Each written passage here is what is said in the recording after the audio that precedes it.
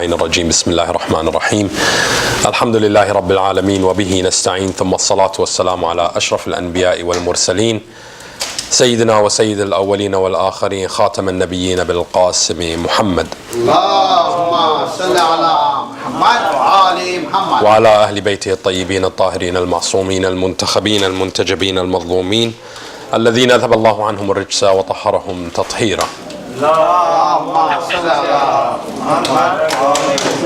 Amma ba'd, respected brothers and sisters, elders and learned scholars, assalamu alaikum wa rahmatullahi wa barakatuh.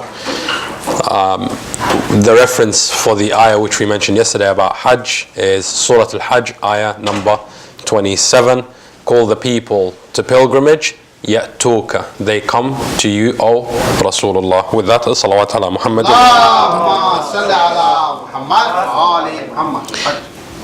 I want to dedicate tonight's talk on the concept which is almost believed to be exclusively pertaining to the Shia madhab. However, it actually has a place in Islam, but at the same time it is something that the Shias are constantly being attacked for, and that is the concept of shafa'ah and ziyarah of the Ahlul Bayt alayhim salam. And that is, we find, especially for our youth who are almost not here today, but alhamdulillah there's enough of you guys.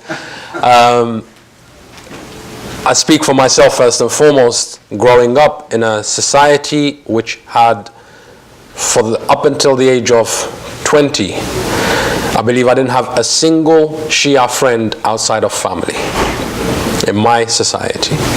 And now I'm talking about a borough in London that is one of two boroughs where the indigenous white people did not make up 1% of the population.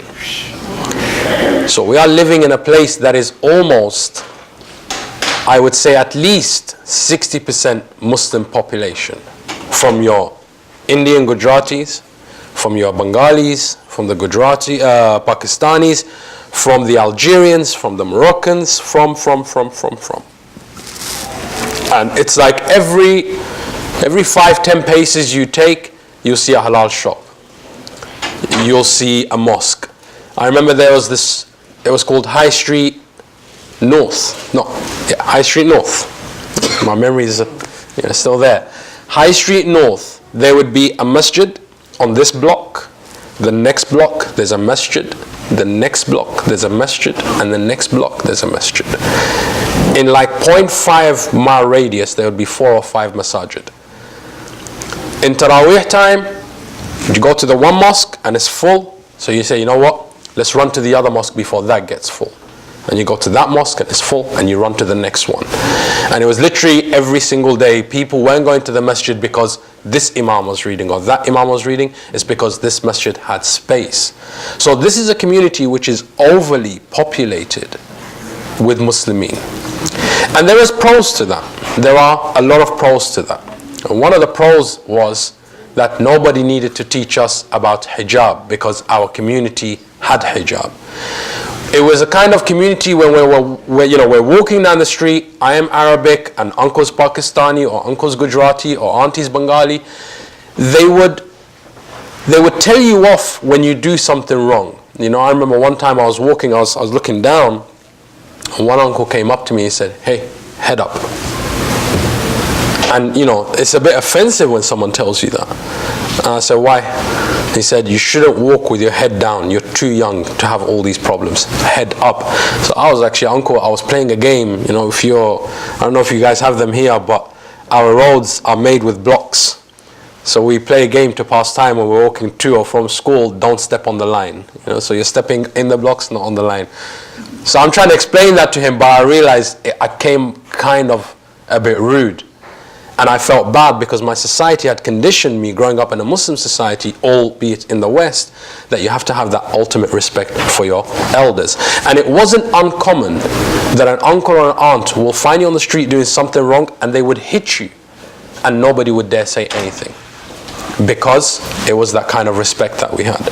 I remember to this day there's a shop we used to go to very often because we thought he's Shia, because the shop was called Ali's Cash and Carry. And we thought he was Shia, right? But I'll tell you one thing, Sunni or Shia, this person's akhlaq was on point.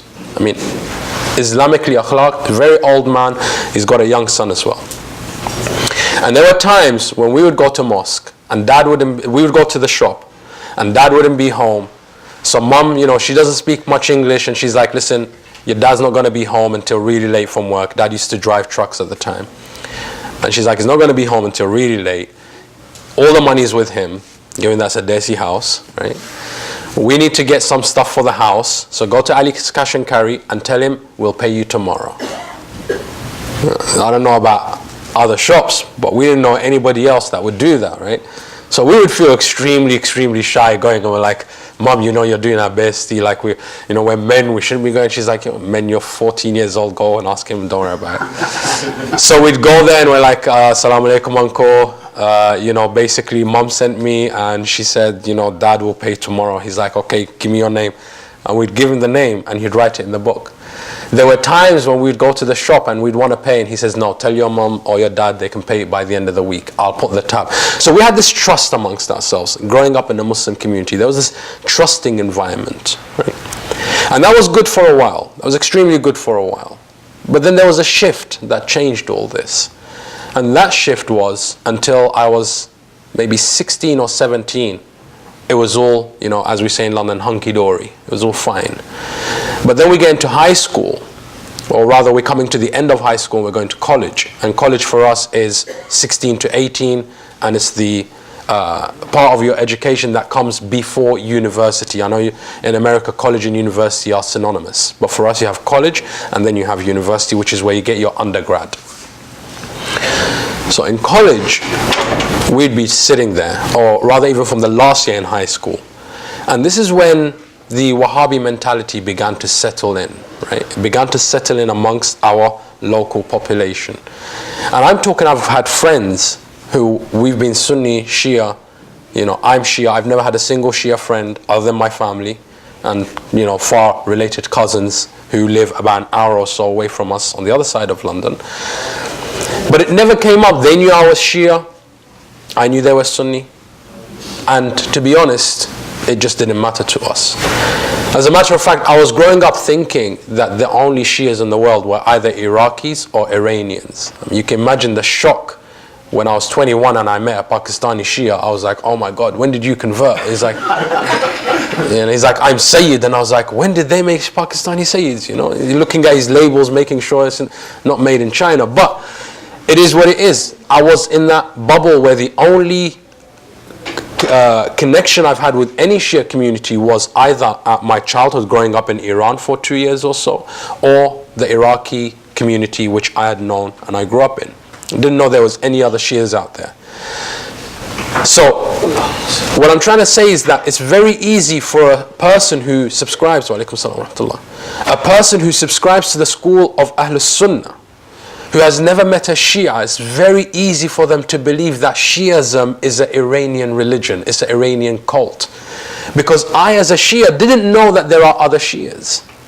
I thought it was either Iraqis, and if they're not Iraqis, then it must be Iranian. There's no Pakistani Shias, there's no white Shias, there's no black Shias, So it's very easy for the Saudi mullahs to come and tell the people who have not met Shias and have not interacted with Shias to believe anything that they hear about us. It's very, very simple.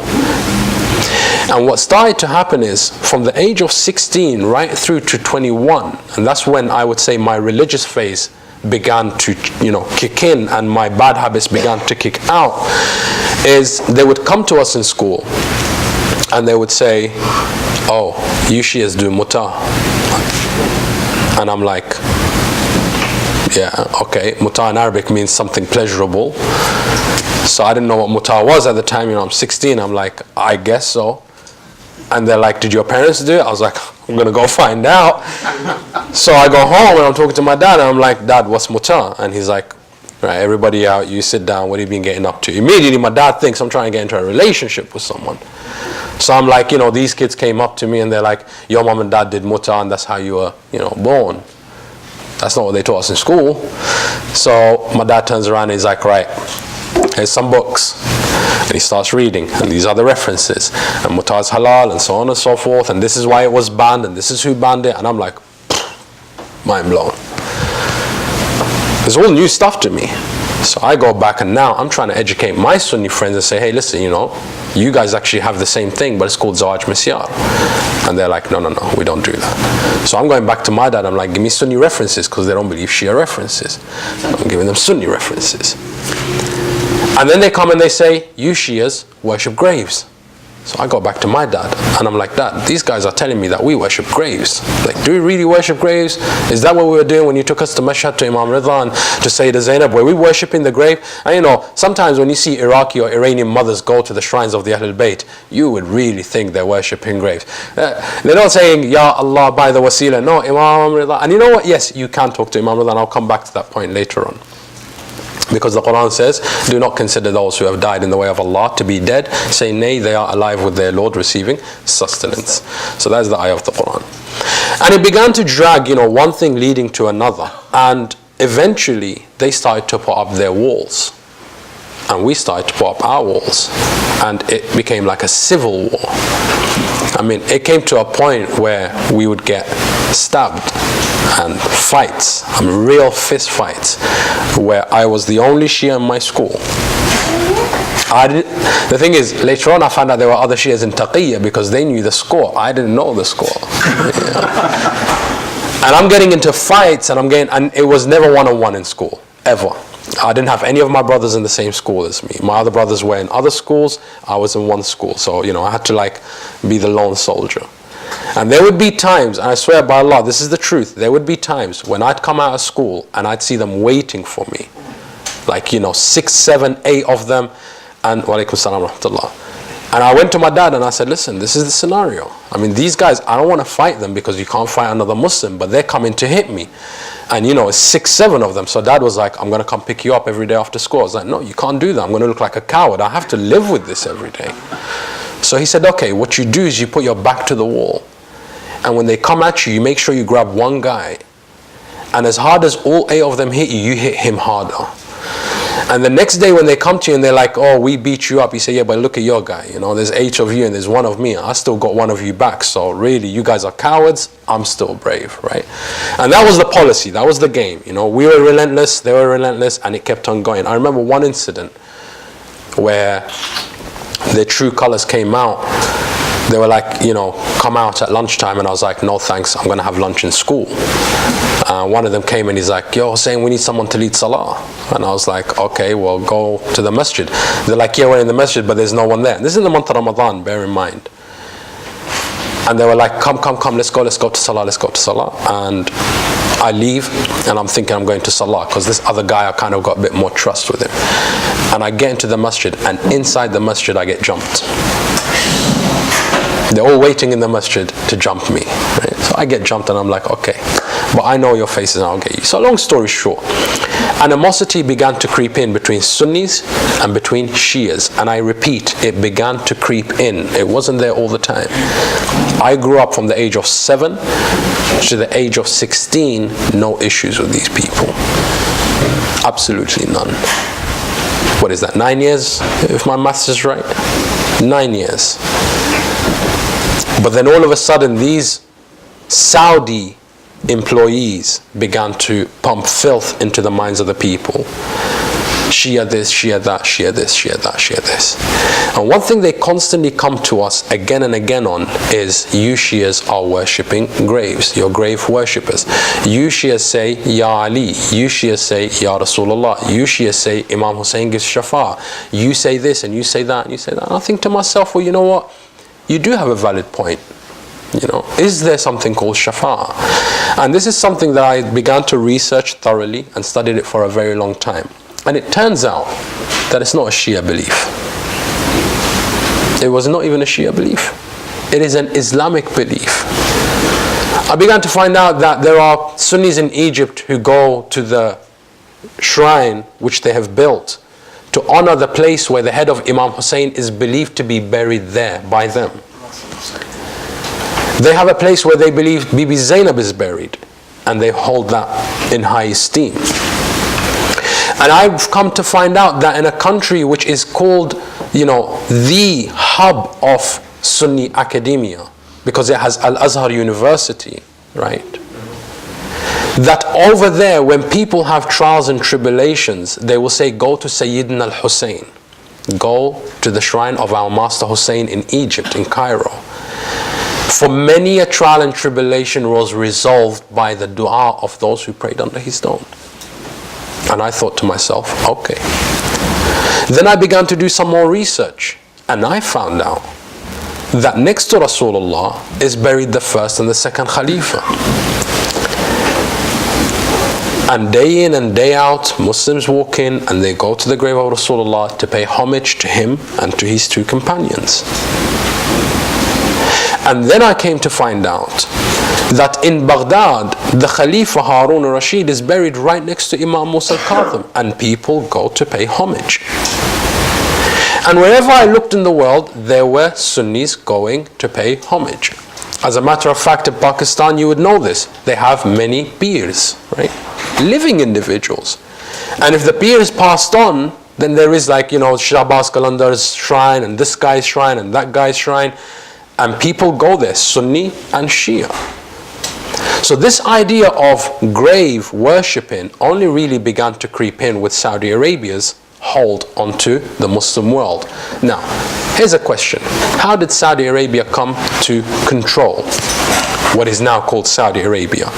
Prior to the kingdom of Al Saud, that part of the world was called Al-Hijaz. And if anybody has the right to name it after themselves, it should have been called Al-Muhammadiyya. Rasulullah should have called it Al-Muhammadiyya. But they came and they called it Al-Mamlaka Saudiyya Al-Arabiyya. The kingdom of the family of Al Saud, the Arabian kingdom of Al Saud. Al Saud were at war with another tribe called Hamdan. And Al Saud belonged to a part of the world called Najd. It is an area called Najd in Saudi Arabia. And for Al Saud to fight other Muslims, there was no justification. You couldn't justify killing another Muslim. You see, the issue was that we can kill these people, but their land still can't be ours. And if we take it, people will still say we were crooks. So they needed a solution. They needed a way that they can legitimize their claim, as all the other previous Khalifas did. They needed God on their side. So what happened, there was an individual by the name of Muhammad ibn Abdul Wahhab. And Muhammad ibn Abdul Wahhab, if you read on his history in the Sunni books, not the Shia books, you will find that his own father and his own brother, when Muhammad ibn Abdul Wahhab applied for the University of Medina and the University of Al-Azhar, as well as Baghdad, Jamiat Baghdad, for the knowledge, for the religious scholarship, his father wrote to all these institutes saying, if this son of mine comes to you, you turn him away, for he is radical and he is a fasiq. He is a corrupt individual. He is radical and has no leniency in the religion of Allah, and he makes etiquettes, he makes fatwas based on opinion without giving any regard to the Quran or to the notable scholars. He didn't care about this Shafi'i said, he didn't care about what this guy said, he didn't care about what that guy said. It's all whatever made sense to him. He was a very angry kid to begin with. And everybody turned him away. He went, as a matter of fact, when he went to Medina, the people did not welcome him. He ran out of money and he was paid to leave. He was like, I can't leave, I don't have any way to go. So people said, we'll give you money, just get the hell out of here. And he left and he went to Baghdad, and the same thing. They were like, listen, here's money, get lost. So then he hears that there is a king in the process of becoming, who the Brits were supporting. And as a matter of fact, it was a British agent who made the introduction between Al Saud and between Muhammad ibn Abdul Wahhab. And it is documented both in British history and in Sunni history, the exact wordings that when Muhammad ibn Abdul Wahhab and the king of Saudi Arabia shook hands and made a deal, these were the following words, if my memory serves correct. I shall make you a king over the people. Who's saying this? Muhammad ibn Abdul Wahhab. And the king said to him, and I shall make you an imam over the people. You scratch my back, and I'm going to scratch your back. So Muhammad ibn Abdul Wahhab begins to get this financing where the whole area of Najd, the mosques, are only preaching, wa alaikum salam, are only preaching whatever Muhammad ibn Abdul Wahhab says. That if you don't believe as us, the first casualties of Wahhabism weren't Shias, it was Sunnis. If you don't believe as us and if you don't follow as us, you are a kafir. And what happens to you if you're a kafir according to Muhammad ibn Abdul Wahhab? Your property becomes halal, your blood becomes halal, your women become halal, everything becomes halal. Because you're an enemy of God. And an enemy of God is an enemy of the state. And therefore, Najd began to radicalize their own people and to justify to their own people, hey, listen, if you kill that guy, guess what's going to happen? You're going to get his house. And you're going to get his wife. And you're going to get his wealth. It's all yours for free. But then you have to pay the tax to the government. But it's not bad. You're getting a house, you're getting land, you're getting power, you're getting everything. And they began to expand and expand and expand until they had absolute control. Now, there's a dilemma. And obviously the Brits, they're very good at their game. The dilemma is, now that you've taken over all of Saudi Arabia, what do you do? Because we want to come and take the petroleum, and we were looking for an ally. But now these people, you radicalize them way more than we wanted them to be radicalized. And now they're saying, no non-Muslim can enter our country. No white male, no nothing, no Englishman. We don't want them in our country. So they come to the table and they say, hey, listen, well, we've got a problem with Russia and Afghanistan. How about we pack these guys and send them to jihad in Afghanistan to fight for the sake of Allah, to fight the communist devil. So now Wahhabism began to export itself. How about we send them to Chechnya? Be a pain in the side of the Russians. And they began to send them there. Have you not noticed something? That all these, jihad and everything else has been going on and on and on and on. And Iran has existed for a very long time. Never once did they try to attack Iran in the time of the Shah. Never once. But then Iran becomes a Shia state, and they don't send the Wahhabis to fight them. They send Saddam Hussein to fight. And Saddam Hussein fails after 8 years. So then they send the communist rebels who are in Iran already. It was a movement that was already there. They send them along, and they don't do anything. And now they start to send the Wahhabis, because the Wahhabis have proven themselves to be efficient in Afghanistan, in Chechnya, in Syria now, in Iraq as ISIS. And they say, you know what, let's keep doing that. And what is the first thing that they are doing? The first thing that they went to do? They went to destroy the graves of the holy personalities. It's the first thing that they did. The first grave that was destroyed when ISIS came into power or began their move in Syria, and whether the West likes to acknowledge them as ISIS or Nusra or this, for me they've always been ISIS. They've never been anything else. And it's just the West needs to rebrand in the same way that Coca-Cola has to rebrand its adverts to be more appealing to next generations. They had to rebrand them as a less radical and a more radical, so that when we're giving them weapons, we can justify that we gave it to the less radical. But my point is this: why attack the graves? I mean, if you're going to get rid of Bashar al-Assad, so why would you go and attack Hijr ibn Adi? Why would you blow up the grave of Hijr ibn Adi? Why would you blow up the grave of Ammar ibn Yasir? Why would you attack the shrine of Bibi Zainab first and foremost? Why? Why is it that as soon as Saudi Arabia came into power and was established as a government, the very first thing they done is they destroyed Jannat al-Baqiyah? Why is it to this day they don't allow people to go ziyarat to Jannat al-Baqi'? And they have around Jannat al-Baqi', around the clock, they have people who speak Urdu, Farsi, Gujarati, Hindi, Arabic, English, French, Spanish, you name it, any language. People who speak all these languages, they've trained them in these languages to stand there and stop whoever's coming from standing at the graves of Jannat al-Baqi' by telling them that this is haram, and if you remain here, we will arrest you. Why all these resources?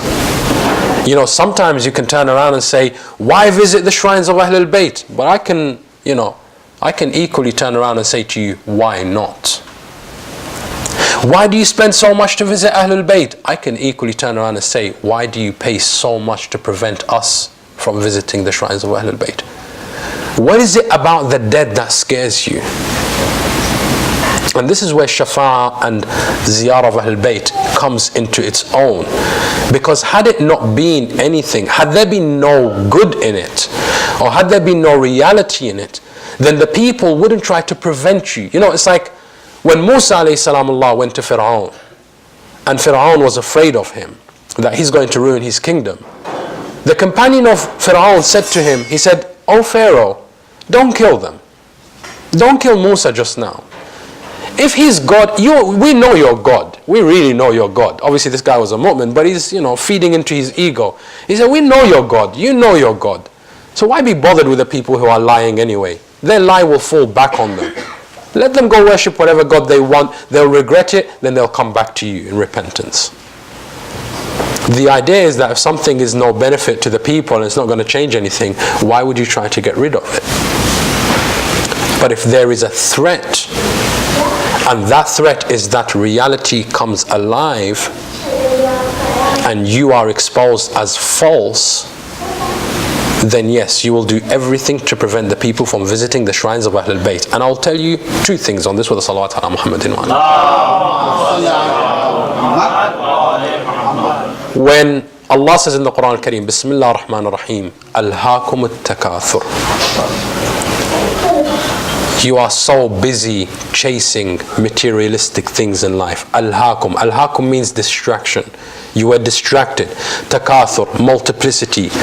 Multiplicity of wealth, multiplicity of family, multiplicity of belongings, multiplicity of trips. Whatever it is, you just multiply. You always want more. Humans are always needy. iPhone 5 came out. Oh, now I want iPhone 6. Now I want iPhone 7. Now I want this. Now I want to go here. Now I want to go there. We always want more. So Allah subhanahu wa ta'ala says, you're going to remain in this state of distraction, of always wanting more. Alhaakum at-Takathur. You will continue to be distracted, but distracted from what? That means there's a reality somewhere, and something is distracting us from that reality. Alhaakum at-Takathur hatta zurtumul maqabir. Hatta zurtumul maqabir. Until you visit the graves, you will continue to be distracted. Kalla sawfa ta'lamun. When you visit the graves, then surely you will know. No, most certainly you will know. Allah re-emphasizes twice. He says, surely you will know. Then he says, no, most certainly you will know. You will have ilmul yaqeen. You will have absolute certainty. So Allah recommends that we visit the graves. Because when I go to a grave, I know this is my end. When I stand at a grave, I know that person could have been, having 60 billion in his bank account. It didn't prevent the angel of death. He couldn't pay him out, So whatever it is that's distracting me, whatever Al Saud is telling me, whatever they're saying about this, that, the other, I need to know that whatever decision I make in life is ultimately about my hereafter. And in my hereafter, Al Saud cannot help me. In my hereafter, this guy, Abdul Wahab, is not going to help me. So I need to start asking some serious questions. And I begin to analyze myself. And I say, Hussein al-Nashid, do you have enough good deeds that you can guarantee yourself Jannah? I say, no. Are you not in need of forgiveness? Oh, yes, sir. How are you going to get that forgiveness? Bismillah ar-Rahman ar-Rahim, and find the wasila to Allah. Now I need a wasila to get to Allah. Allah is going to show me this wasila, and this wasila manifests itself through the karamat, not mu'jizat. Mu'jizat is exclusively for the prophets. Karama, Allah subhanahu wa ta'ala bestows His blessings. I'll give you an example, the second example, now with the salawat ala Muhammad. Is anybody familiar with who is Zayd al-Shaheed? Zayd, the son of Imam Sajjad. Does anybody know his story? Okay.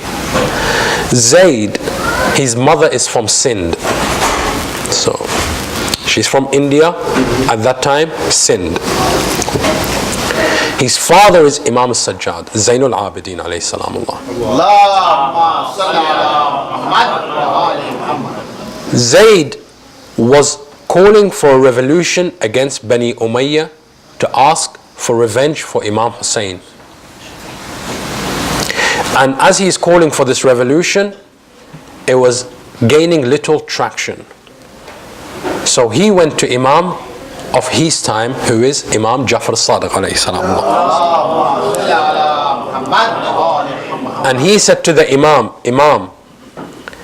I want to rise against the tyrant for Imam Hussein. And Imam Jafar alayhi salam said to him that there is only ultimate death for you in this.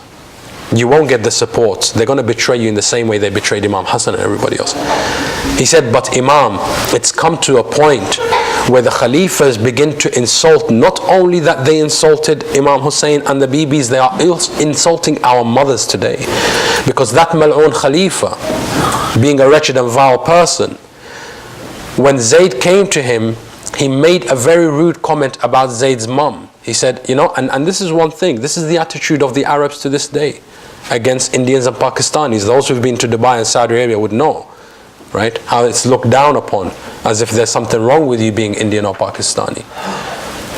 So he said to him, oh, your mother is that lady from India, isn't she? And everybody laughed. But he meant that in a very, very derogatory term, meaning, na'uzu billah, that she's an easy woman. So Zayd went to Imam Sajjad and said, Imam, I can't, this has come to izzat now, this has come to self-respect. It's gone beyond them just, talking about us. It's gone to them insulting us and making people laugh at us. So the Imam alayhi salamullah said, oh Zayd, if you are content with certain death, then go for it. And although you will not get victory, you will attain shahada. So it's a win-win situation. And Zayd went out and he revolted against the people. But Bani Umayyah bought out his people, and in the end he was left alone. And when he was left alone, he was killed. And when he was killed, Bani Umayyah wanted to make an example of Zayd. So they said, do not bury his body, but crucify him in the market and strip him of his clothes, and leave his body in the market as an example for the people to recognize this is what we will do if you rise against the Khalifas of the time. So the moment they put up Zayd's body, the birds came around and made their nest all around the waist of Zayd to protect his dignity. That body of Zayd remained crucified for 4 years. Sunni, Shia, all history agrees. 4 years. The body of Zayd remained there. And it did not decay. And the entire place around his body would smell of the most beautiful fragrance anybody has smelt. As a matter of fact, the body of Zayd became a place where people who had needs would come and say, oh Allah, by the haqq of Abduka Salih, oh Allah, by this servant of yours, who through miraculous karama you have made sure that his body does not decay, and you have made this beautiful fragrance come out, and you left him as a sign that this is the end of the good pious people. We ask you, if he has any right upon you, O Allah, give us our hajat. And people would receive their hajat there and then. So the government said, we wanted to kill Zayd, instead we made him a martyr and a symbol of revolution for the people. So they decided to burn his body. You see, Shafa'ah I am not asking Zayd or Imam Hussein or Bibi Zainab to give me. I am asking Allah, oh Allah, here is a proposition. If you really love Rasulullah, and if you really have izzat for Rasulullah, and if Rasulullah has any rights on you, if Imam Hussein is loved by you and he has any rights on you, if Imam Hassan has any rights on you, if Bibi Zainab has any rights on you, if you have any love for these people, then show me that love that you have for them by way of giving a sinner like me only because of them. I'll give you an example of Salat ala Muhammad.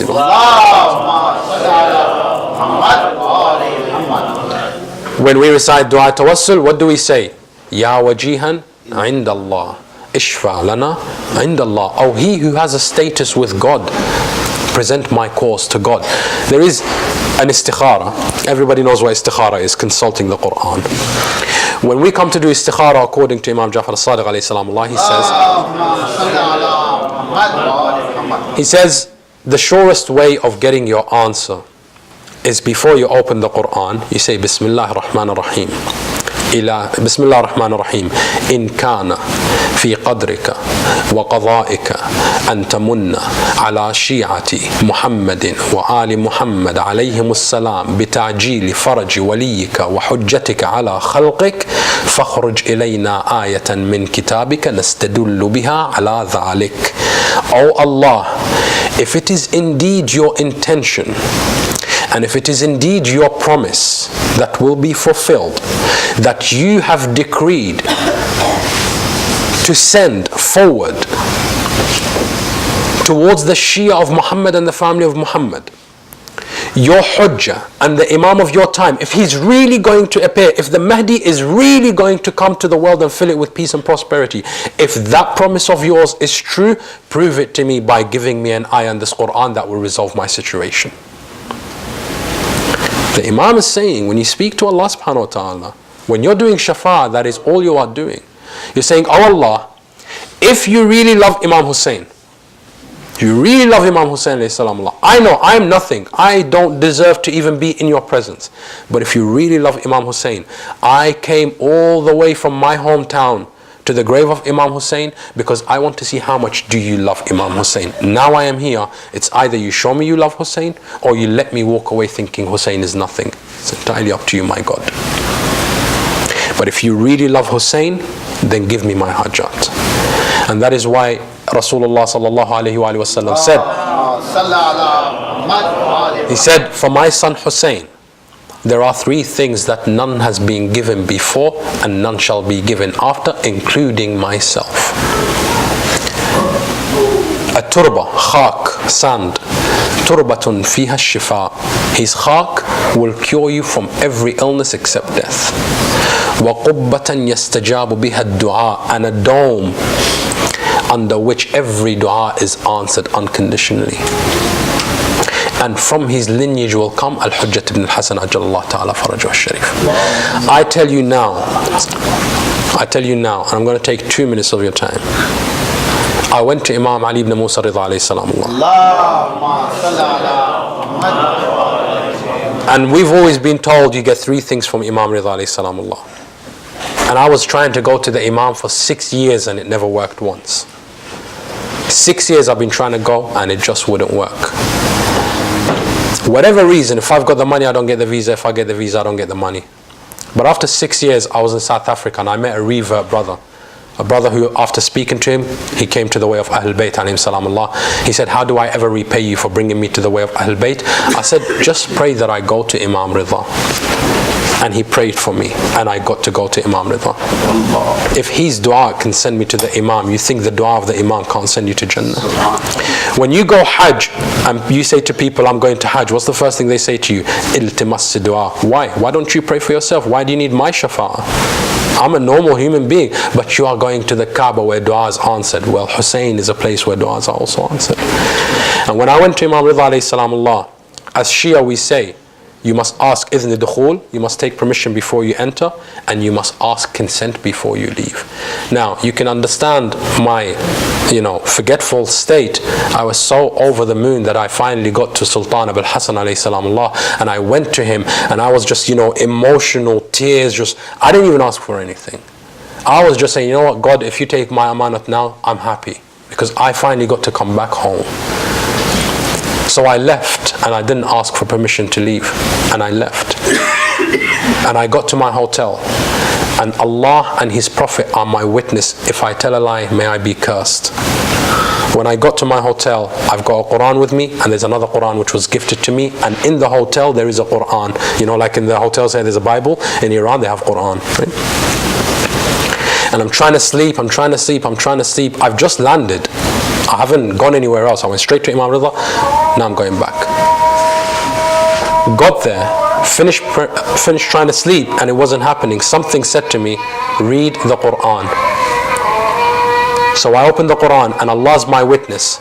The ayah that came out, Bismillah ar-Rahman ar-Rahim. It is not permissible for the believing men and women to leave the presence of Rasulullah until he gives them ijazah. And you can imagine my hair begins to stand. So I was like, you know what, this is coincidence. Let me open the second Quran. And I opened the second Quran, and it's the exact same ayah. I rushed back to Imam Ali ibn Musa Ridha alayhi salamullah in such haste I forgot to put my shoes on. Right? I pray to Allah subhanahu wa ta'ala that He may grant us the shafa'a of Ahl Bayt alayhim salamullah in the akhirah and the ziyarah in the dunya. Ilahi al-haqi ameen. I pray to Allah subhanahu wa ta'ala that He also blesses us by being of those who never neglect the ziyarah of Ahl Bayt alayhim salamullah, and that we get to go this year and every year. I pray to Allah for two things specific.